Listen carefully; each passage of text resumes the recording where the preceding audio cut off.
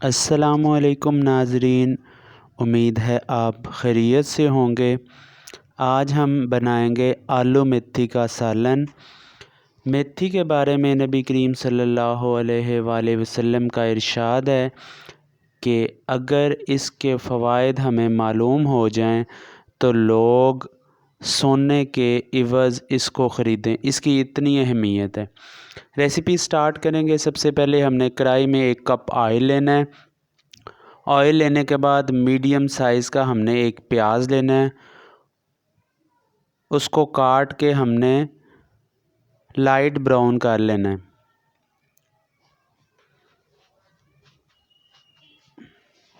मेथी बहुत से अमराज में फ़ायदेमंद साबित होती है। शुगर में बहुत ज़्यादा ये इफ़ेक्टिव है।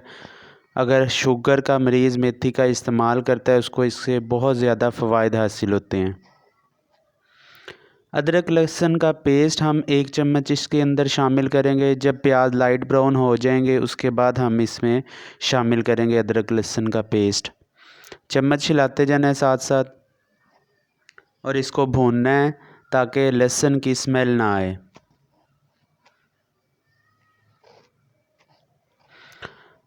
मीडियम कटा हुआ टमाटर इसके अंदर शामिल करेंगे और इसको भूनेंगे ताकि अच्छी तरह टमाटर गल जाए।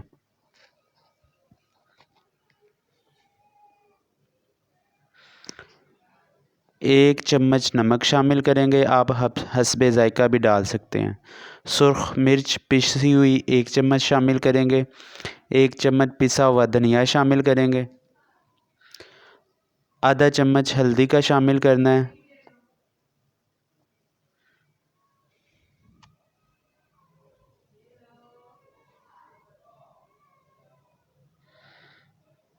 इसमें आधा कप दही का शामिल कर देंगे। दही शामिल करने के बाद इसको अच्छी तरह भूनेंगे।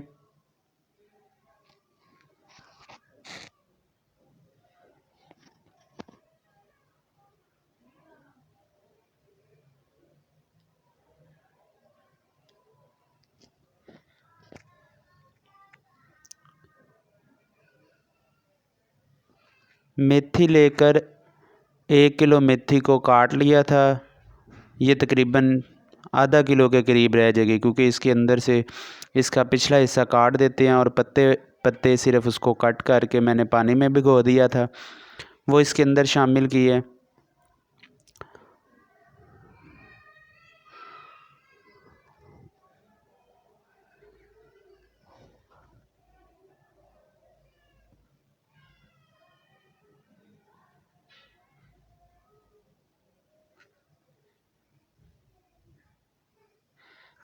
इसको अच्छी तरह हिलाकर हम दम दे देंगे। 1 किलो आलू लेकर उसको क्यूब्स की शेप में काट लिए।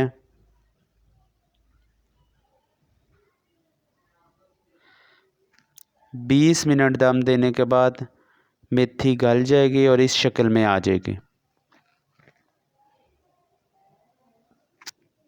आप ये देखेंगे पानी सारा खुश्क हो गया है मेथी के अंदर से, नीचे आपको पानी नहीं नज़र आ रहा है। इसके अंदर हम जो कटे हुए आलू पानी में भिगोए हुए थे आधा किलो, वो इसके अंदर हम शामिल कर देंगे।